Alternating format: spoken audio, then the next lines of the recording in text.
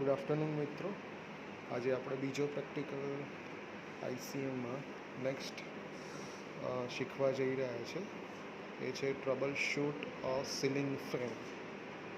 Ceiling ફેનના trouble shooting points કયા કયા છે એ આપણે વન બાય વન આજના આપણા પ્રેક્ટિકલ ડ્યુરેશનમાં આપણે શીખીશું. સો સીલિંગ ફેનના કોમન ફોલ્ટ શું છે, એના રીઝન્સ કયા કયા છે એ આપણે વન બાય વન ડિસ્કસ કરીએ છીએ. સો એમાં ફોલ્ટ નંબર 1 છે fan does not run. Fan ચાલુ થતો નથી, fan does not run. So what are the common reasons એ આપણે વન બાય વન ડિસ્કસ કરીએ છીએ. સીલિંગ ફેનની અંદર causes may be open circuit in regulator. So regulator is connected in series with the fan. So if it is open circuit in regulator, fan will not run or will not move. Open circuit in wiring, okay, which are connected to regulator. So wires જે regulator સાથે connected હશે એ પણ open circuit હશે તો પણ series circuit છે એટલે supply complete નહીં થાય અને ફેન રન થશે નહીં. ત્રીજું નેક્સ્ટ રીઝન હોઈ શકે main winding May be open. Okay, so ceiling ફેનની અંદર બે વાઇન્ડિંગ હોય છે, કે મેઇન વાઇન્ડિંગ હોય છે અને ઓક્ઝિલરી ઓર સ્ટાર્ટિંગ વાઇન્ડિંગ હોય છે. તો મેઇન વાઇન્ડિંગ ઓપન હશે તો પણ સીલિંગ ફેન રન નહીં થાય. નેક્સ્ટ પ્રોબેબલ રીઝન હોઈ શકે open circuit in the connector or in the ceiling rows connections. So if there is an open circuit, but obvious છે કે ફેન રન થશે નહીં. આ બધા પ્રોબેબલ કોઝિસ છે. સો ટ્રબલ શૂટિંગ ચાર્ટની મદદથી આપણે વન બાય વન આ ફોલ્ટ માટે એનું ડાયગ્નોસ કરીશું. વન બાય વન ફોલ્ટના જે રીઝન્સ છે એ પ્રમાણે પાર્ટ ચેક કરીશું અને એને રેમેડીઝ એટલે કે ડાયગ્નોસ કરવાનો ટ્રાય કરીશું. આ થઈ ગયું ફોલ્ટ નંબર 1 માટેનું ડિસ્કશન. હવે નેક્સ્ટ આગળ વધીએ છીએ. Fault number 2, fan runs very slow. જો ફેન બહુ ઓછી સ્પીડે ફરતો હોય, ઘણા બધા આપણે એક્સપિરિયન્સ કરી ચૂકેલા હશે. સો એનો પ્રોબેબલ કોઝિસ રીઝન શું હોઈ શકે એ વન બાય વન આપણે ડિસ્કસ કરીએ છીએ. એમાં પહેલું રીઝન હોઈ શકે વીકન કેપેસિટર. હવે આપણે સીલિંગ ફેન છે એની અંદર આપણે જે કેપેસિટર લગાવેલું છે that is permanent capacitor. So if capacitor is weak, જે રિક્વાયર્ડ અમાઉન્ટ ઓફ ટોર્ક છે એ જનરેટ નહીં થાય અને ફેન એની ઓછી સ્પીડે ફરશે. અને બીજું, this can be rectify, this problem can be rectify by replacing the capacitor. Okay, so આમાં આપણે એક જ વસ્તુ કરી શકીએ છીએ કે આપણે જો કેપેસિટરને રિપ્લેસ કરીને નવું કેપેસિટર નાખીએ તો ફેન પ્રોપર ટોર્ક જનરેટ થશે અને ફેન એની રિક્વાયર્ડ સ્પીડે ફરશે. થર્ડ ફોલ્ટ છે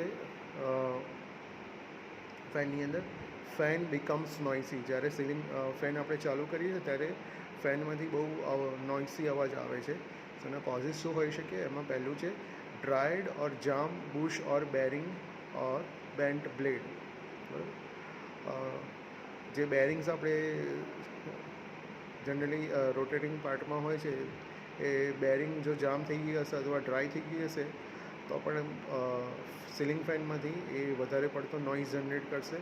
સો એનું પ્રોબેબલ આપણે આ પ્રોબ્લેમને રેક્ટિફાય કરવા માટે જે બેરિંગ છે એની અંદર પ્રોપર લુબ્રિકેશન કરીએ, અથવા જો બેરિંગને બદલવાની જરૂર હોય તો બેરિંગને બદલી નાખવી જોઈએ. So that noise will not come from the fan when you start the fan.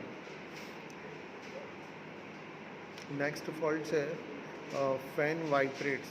Ceiling fan તમે ચાલુ કરો એટલે ફેન વાઇબ્રેટ થાય છે. એનું મોસ્ટ પ્રોબેબલ કોઝ અથવા રીઝન હોઈ શકે બ્લેડ્સ માઇટ બી લૂઝન. જે સીલિંગ ફેન છે એની બ્લેડ જો લૂઝ થઈ ગઈ હશે, બોલ્ટ લૂઝ થઈ ગયા હશે તો બટ ઓબ્વિયસ છે કે ફેન વાઇબ્રેટ થશે અને નોઇઝ જનરેટ કરશે. અથવા એની જે બેરિંગ છે બુશ ઓર બેરિંગ જે વાત કરીએ છીએ, bush might have worn out. Any bearing જો વર્ન આઉટ થઈ ગઈ હશે, ઘસાઈ ગઈ હશે તો પણ ફેન વાઇબ્રેટ કરશે અને નોઇઝ જનરેટ કરશે. ઓકે, સો આ રીઝન હોઈ શકે છે. નેક્સ્ટ રીઝન હોઈ શકે સીલિંગ ફેનમાં ફોલ્ટ થવાનું fuse blows of while switching on. ત્યારે જ્યારે તમે સીલિંગ ફેનની સ્વિચ ઓન કરો છો ત્યારે ફ્યુઝ બ્લોન ઓફ થઈ જાય છે. So probable causes may be short circuit in main winding, short circuit between capacitor and starting winding, short circuit in supply code or short in supply code. જે supply code જે wire છે એમાં કોઈ short હશે તો પણ fuse blow off થઈ જશે.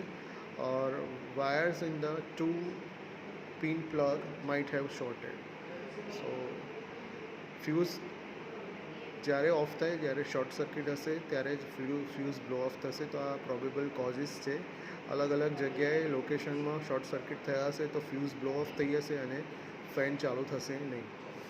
નેક્સ્ટ ફોલ્ટ છે ફ્યુઝમાં, સીલિંગ ફેનમાં. Fan does not start when switched on but it runs when blades are pushed in one direction. જ્યારે તમે સીલિંગ ફેનને સ્વિચ ઓન કરો છો ત્યારે સીલિંગ ફેન ચાલતો નથી, પણ એની બ્લેડ્સને કોઈ એક ડાયરેક્શનમાં તમે ફોર્સ આપશો તો મોસ્ટ પ્રોબેબલી સીલિંગ ફેન ચાલુ થઈ જશે. તો એના પ્રોબેબલ કોઝિસ રીઝન શું છે? ડિફેક્ટ ઇન કેપેસિટરમાં ડિફેક્ટ હશે તો સ્ટાર્ટિંગ ટોર્ક જનરેટ નહીં કરે અને તમે સ્ટાર્ટિંગમાં જ્યારે સ્વિચ ઓન કરશો તો સ્ટાર્ટિંગ ટોર્ક જનરેટ નહીં થાય તો મોટર ફરશે નહીં અને ફેન ઓપરેટ નહીં થાય. પણ હા, કોઈ એક ડાયરેક્શનમાં તમે ફોર્સ જનરેટ કરશો એટલે રિક્વાયર્ડ ટોર્ક જનરેટ થશે, એટલે પછી તમે પુશ કરશો કોઈ એક ડાયરેક્શનમાં તો ફેન ફરવા માંડશે. સેકન્ડ કોઝ હોઈ શકે capacitor might have open or shorted. Capacitor જે લગાવેલું છે ઇલેક્ટ્રોલાઇટિક કેપેસિટર એ ઓપન થઈ ગયું હશે અથવા શોર્ટ સર્કિટ થઈ ગયું હશે તો પણ આ પ્રોબ્લેમ્સ તમે ફેસ કરી શકશો. And may be defect in the starting વાઇન્ડિંગમાં ડિફેક્ટ હશે તો પણ સીલિંગ ફેન સ્ટાર્ટિંગમાં ત્યારે તમે સ્વિચ ઓન કરશો તો ઓપરેટ નહીં થાય. સો આ સીલિંગ ફેનના ડિફરન્ટ ટાઈપ્સ ઓફ ફોલ્ટ્સ છે જે આપણે આ પ્રેક્ટિકલ માટે ઇમ્પોર્ટન્ટ છે એટલે આપણે ડિસ્કસ કરીએ છીએ.